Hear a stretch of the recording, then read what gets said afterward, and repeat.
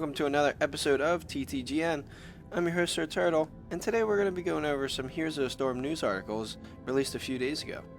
There are some big topics released, so we're going to review all of them, and there'll also be links to each article and times when I review them in the description below. Feel free to jump to whichever section interests you the most. Just to mention, there's going to be a large patch coming out on March 24th, which will most likely contain Sylvanas and a lot of the topics that we're going to discuss today. So some of the articles I'm going to go over are conversations around the community, then new skins and mounts, this XP boost event that's going on this week, as well as some mount changes that are coming out in the new patch as well.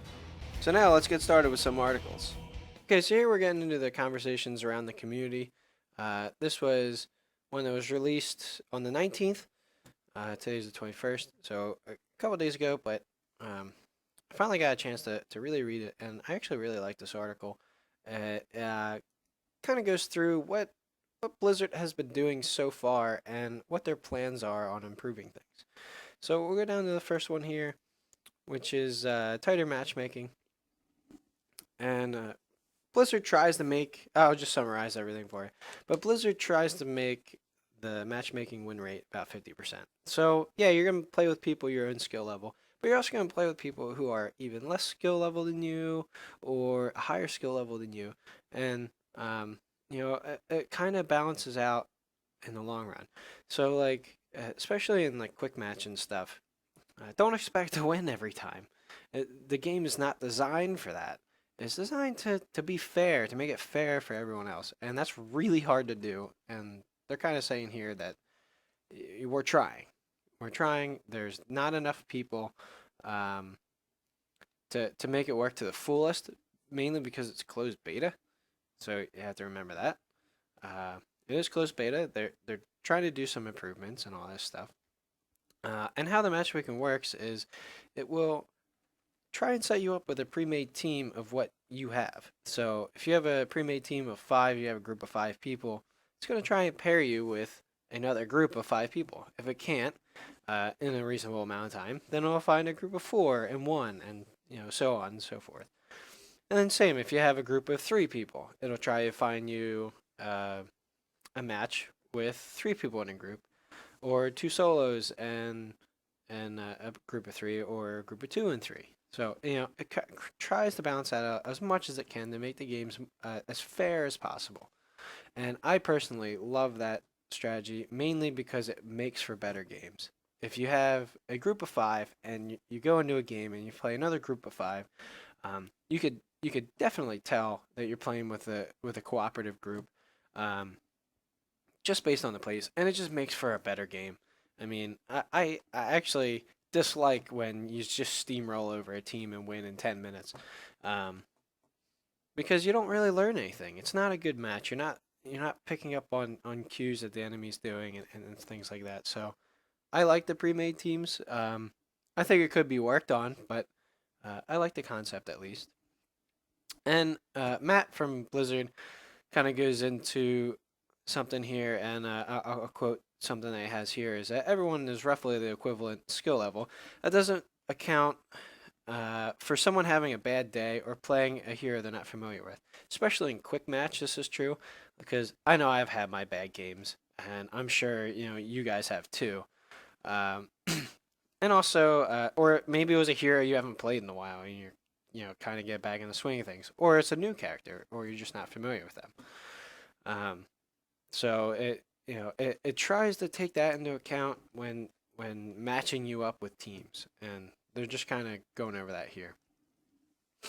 And of course, they're continuing to monitor everything as much as possible, which is awesome. So your input is always valued through the forums and such, and I would encourage it because I do it as well. All right, so moving on, we're going to go to improving performance here. And improving performance, Blizzard recognizes, or heroes recognize that there's some stuff going down with people's computers, crashes and memory usage, memory leak, stuff like that. And here they kind of summarize what they've seen and done about it. Um, and since the last patch, they've seen significantly less number of reported game client crashes, which is awesome. Which means they are finding what's causing these and fixing them. So that's really good, and that's part of the beta. And everyone's doing their part in letting Blizzard know.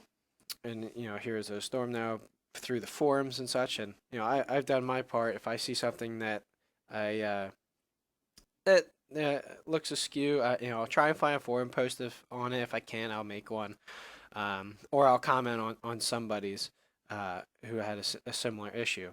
And I feel like I'm contributing when I do that. And they're letting you know that, hey, we're listening, and we're finding this stuff. And this one I actually didn't know about. Memory usage with 32 versus 64-bit.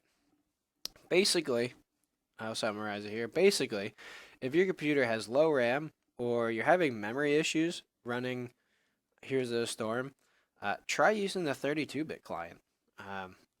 It has been suggested and kind of proven by the community that it works better. You get better results. So Blizzard understands this, and they are trying to work on improving the 64-bit memory issues. And we'll see where that goes in the future, maybe in the next patch or so. But all in all, if you are having troubles running the client, try downloading and installing the 32-bit client for that. So that might work out for you. Memory leaks. So we get down to memory leaks here. Memory leaks. This is what I really like about this post is they're letting you know that they seen posts and articles on it and stuff like that for memory leaks, and they even though they haven't found anything, they're still working hard to try and find something, and your input is always welcome for them, and I really like that. I haven't had any issues with that, but some people have, and they're kind of asking like, when you do face these memory leaks, what are you seeing? What are the steps involved in creating that? And that's really nice. So I like that. And then the network spike indicator, the last one in this section. Network spikes.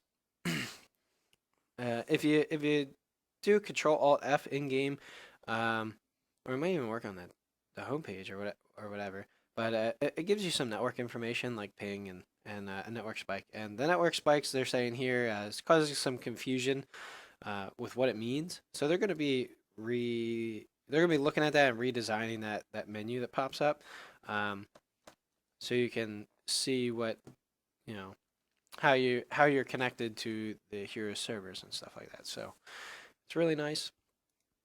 And then lastly, for this article, we're going into the Let's Be Excellent to Each Other.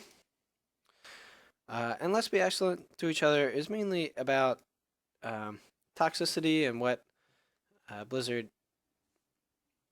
deems as acceptable, and just be nice, pretty much. And toxicity is always a big part of any online game, because you're always going to find players who hate each other or hate other players in the game because they're not the same skill level. And a lot of this, you guys have to remember, this is still beta. This isn't the full game yet. They're still working on things with matchmaking, and players just aren't the same skill level, even if they're coming over from other MOBAs. It's going to be different. So just be respectful. And they're saying it's a tough problem to solve, and it is. But they kind of have some things in place which they announced at PAX East, where they're going to have a mute all allies function, and they'll have clan and individual rating systems to help players get paired with other maybe toxic players, or not paired with toxic players. So you'll kind of get a rating system. I'm not sure how it's going to work, but they can at least try it in the beta and see how it goes. That's why the beta is here. And lastly, they encourage people to play with full groups, or at least part of a group, and I always try to do that. I actually don't really like playing alone. I prefer to play with at least one other person. That way we can communicate a little bit better, and the games are more exciting that way. And they're kind of encouraging that as well. And they also say that they're focusing on making a better experience when not in a full party or group. I'm not sure how they're gonna try and do that, but they hint at they have some ideas, and they want to try it. And the last thing I have to say on this is, especially in quick match, for one, it's quick match. You're not really, you can't expect to win everyone every match anyway. Um, they're still working on the matchmaking and all that stuff. So I try, I try my hardest not to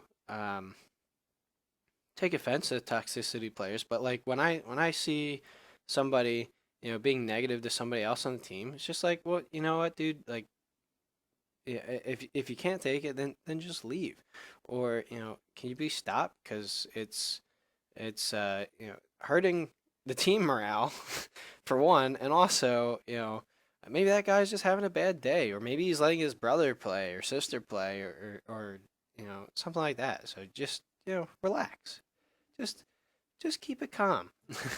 That's all I have to say about that. But next to come up is the new skins and mounts. With the new Sylvanas patch, they're going to be doing a lot of reworks to some skins and adding some new ones as well. So we'll just kind of go through that here. Sylvanas, we're getting the Ranger General Sylvanas, and of course the Master Skin Sylvanas, which looks awesome, by the way. And looking at some of the skins here, Sylvanas actually looks very similar to Tyrande in her skins. In fact, I thought it was Tyrande. She even has Sylvanas actually has one of the Blood Elf ones, so that's actually pretty cool. It looks pretty nice. The Funny Bunny Murky, which I think looks really dumb. As a Murky player, I love the little guy, but I don't really like the skin that much, to be honest. Then the Mechano Spider mount, which is brand new, which actually looks pretty cool. And Ironside Direwolf mount looks pretty neat as well. And then Mechatassadar, and if you haven't seen Mechatassadar already, he's freaking awesome. They're reworking his skin there, and then they're also changing his Archon form. And his mount when you're in Mechatassadar is now going to be a freaking jet, which is awesome. So I can't wait to see that in play. So there's some epic stuff coming here, and just my 2 cents on this. I would really like to see like a Dragoon mount, which would be pretty freaking sweet, or even just a character in that aspect, or like a Hell Cow from Diablo. That would be that would be super fun to ride on, or be as a character. So that's kind of this article as well. Next, we'll go on to the XP boost. So in the XP boost, this is taking. Okay, so I'll start again. So the XP boost, which is taking effect today, Saturday, the 21st, until the 29th, everyone will get a 25% XP boost. And this is kind of to support the Heroes of the Dorm that they announced. And there's a video down there. The XP boost will actually stack with all the other bonuses like stim packs and stuff. I think this is a pretty cool promotion. It encourages players to play a little bit more and get ready for the Heroes of the Dorm, which I'm pretty excited for as well. I'm out of college, so I'm not really too invested in it, but seeing as it's going to be on like ESPN and stuff, I might actually pay attention. It seems pretty cool. So I'll keep you guys updated on that as well. So the last article that I'm going to go over today is the upcoming mount changes for the in-game shop.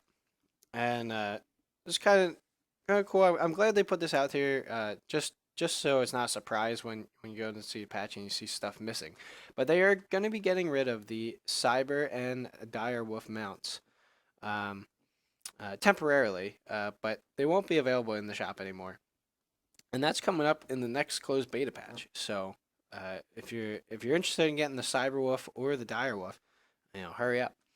And then also in that patch, they are okay. So with this Cyber and Direwolf, they will still be available in the bundle packs, but you just can't buy them in the shop.